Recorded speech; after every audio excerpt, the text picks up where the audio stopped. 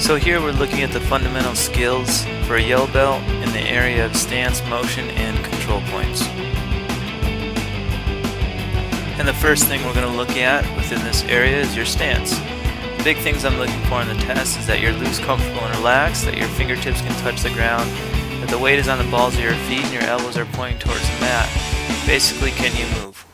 The most important thing that your stance is loose, comfortable, and relaxed so that you can move in there. So if I'm going to be in a staggered stance, I'm going to put one toe pointing directly at my opponent, and the other one's going to be back, kind of cocked at an angle, so I can push off the ball of my foot. I'm not both toes pointing straight at my opponent, because I'm not going to push off my toe, I'm going to push off more the side of my foot or the ball of my foot. What I want to do is be nice and low, so that while I'm in my stance, I can touch the mat. Now, without having to reach and bend too much at the waist. So I want to keep my knees bent, I want to stay low, my chest is over my knee. And I'm loose, I'm comfortable, and I'm relaxed. So from the side, my elbows are pointed down, I have my hands ready to block, and I'm loose, I'm comfortable and relaxed here. I can move up, I can move back, I can move to the side. This is the left leg lead. Ready to wrestle here. Square stance just means that your feet are the same distance towards your partner. So neither foot has a lead leg, they're both just square. So I want to be on the balls of my feet here. I want to be ready to move.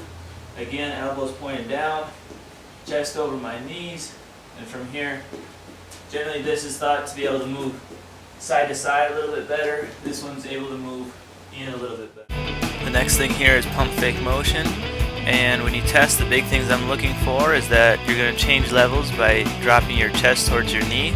You need to be light on your feet as you're doing this, you're not stomping, and we're going to side, slide, and go in. Guys, when they start out, if they want to fake like they're going to shoot at someone, they're going to stomp their foot and like make a noise with their foot to try and make them think that you're going to shoot on them.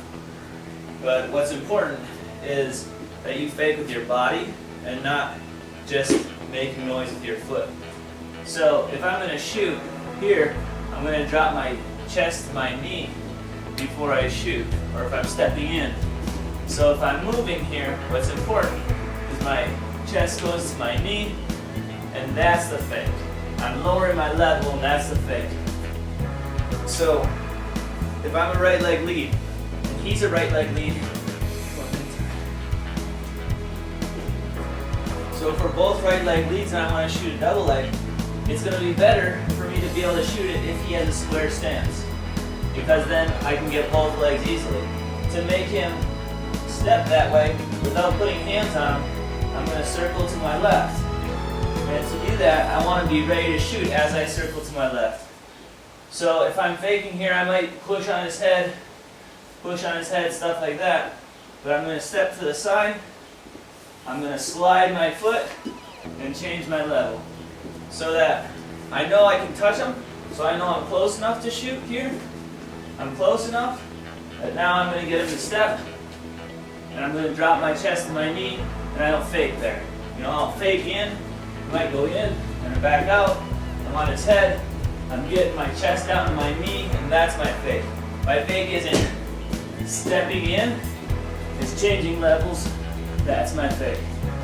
So if we do this as a drill, I can keep on moving side to side. I'll show it side to side either way here. If I'm leading right, I'll step to the right, slide my feet up, and then I step in. Up, in. Okay. So again, I'm stepping to my left, slide both feet up, and I'm stepping in and faking chest to my knee. Up, in, in. So again, I'm stepping to my left, slide both my feet up, step in. And I can't step and step because my feet are so far apart here, I have to slide both feet up and back.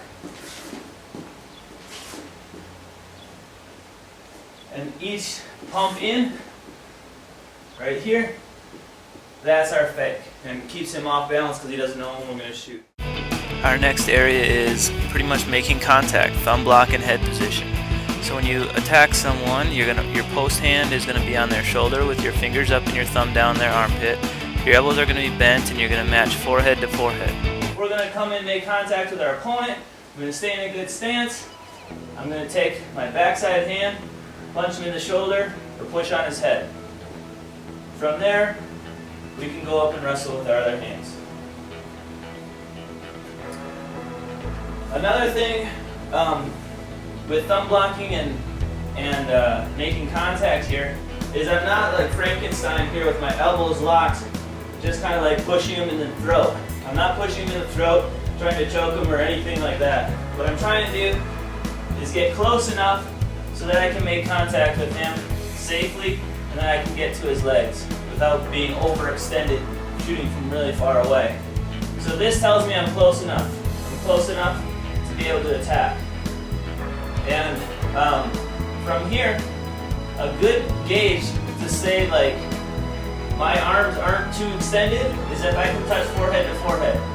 So if I'm pushing here, and I come to a thumb block, if I can touch forehead to forehead, I know that's a good position to be.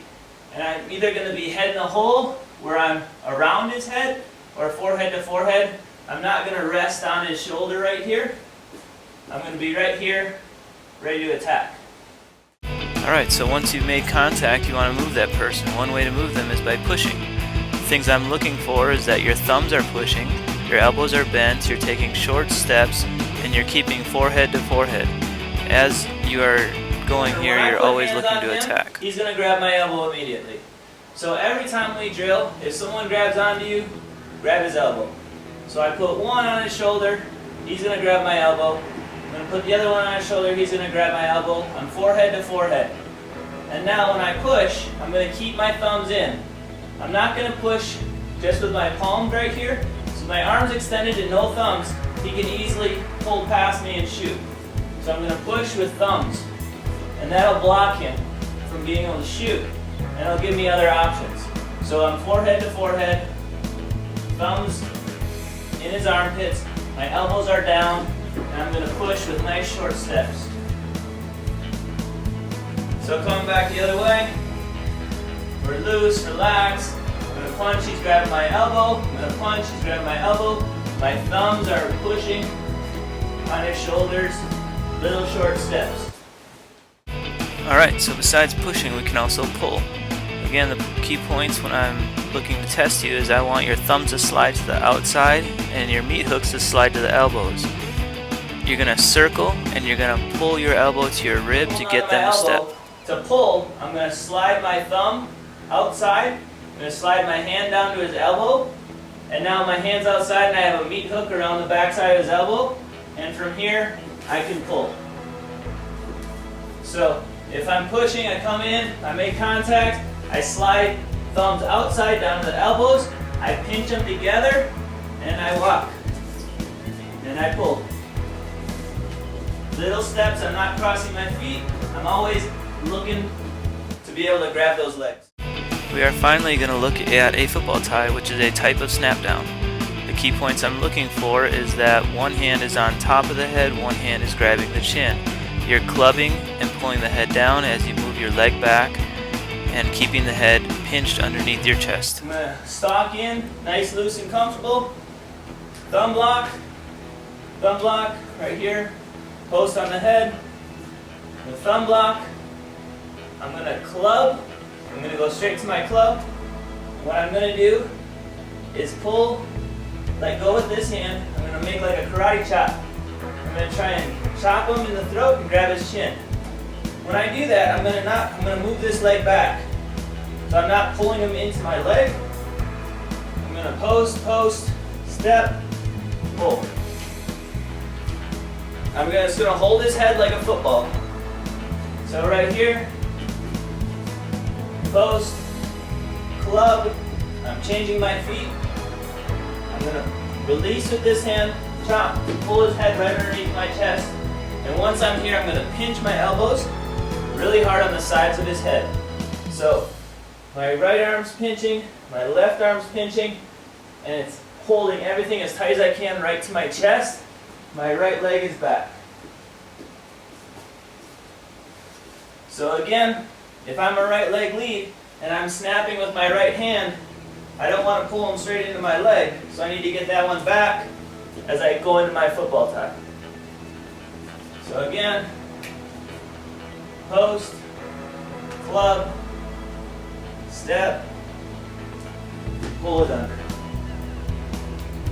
If I'm a left leg lead, generally I still a lot of times make contact with my left hand, but I might post here. If I post on his head, come up and I club, and when I club I want to hit real hard.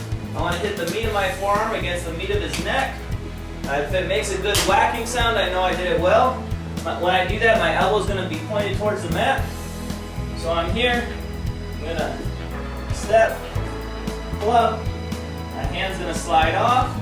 Once I club, I'm going to pull his head under. I'm going to catch his chin and pinch everything right here. My right leg's already back because I'm a left leg lead right now.